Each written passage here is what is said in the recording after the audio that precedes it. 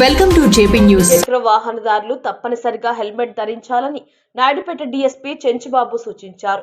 Road భద్రత మాసోత్సవాల్లో భాగంగా సూలూరుపేట ఆర్డీఓ బి అనిల్ కుమార్ ఆధ్వర్యంలో ఉమ్మడి నెల్లూరు జిల్లా నాయుడుపేటలో నిర్వహించిన బైక్ ర్యాలీలో DSP Chenchubabu, urban CI Bobby, SI భానుప్రసన్నలు పాల్గొన్నారు.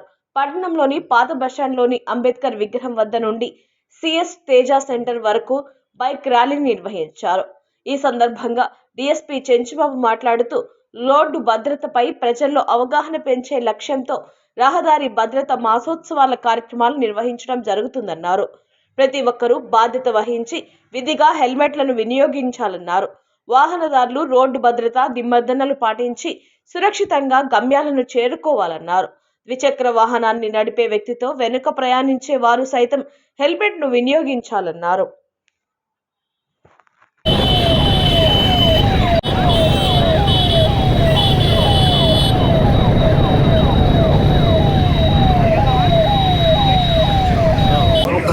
పేట పట్టణంలో పోలీస్ శాఖ మరియు రవాణా శాఖ ఆధ్వర్యంలో చిన్న మోటార్ సైకిల్ ర్యాలీ, అందరూ హెల్మెట్ వాడాలన్న ఉద్దేశంతో చిన్న ప్రదర్శన జరగడం జరిగింది. ఈ జనవరి 1 నుంచి కూడా అన్ని పెట్రోల్ బంకుల దగ్గర నుంచి మేము no petrol no helmet campaign తోటి అందరినీ హెల్మెట్ తప్పనిసరిగా వాడాలి అన్న ఉద్దేశంతో పెట్రోల్ బంకుల్లో హెల్మెట్ గురించి ప్రచారం చేస్తూ హెల్మెట్ విధిగా ఉండేటట్టుగా ప్రయత్నం చేశాం. మధ్యలో కొన్ని రోజులు గ్యాప్ వచ్చిన వివిధ రకాల డ్యూటీల వల్ల మళ్ళీ కంటిన్యూ చేయడం జరుగుతుంది. అందరూ రోడ్డు మీద జరిగిన చాలా రోడ్డు ప్రమాదాల్లో హెల్మెట్ లేకపోవడం వల్ల ప్రాణాపాయం జరుగుతుంది. హెల్మెట్ ఉంటే చాలా కేసుల్లో జీవితాలను కాపాడుకున్న వాళ్ళు ఉంటారు.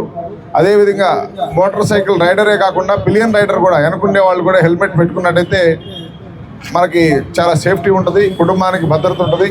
దయచేసి దీన్ని పాటించాలని ఈ రవాణా శాఖ ఆధ్వర్యంలో జరుగుతున్న దీన్ని ఈ మాసోత్సవాలు అందరూ విజయవంతం చేయాలని కోరుకుంటున్నాం.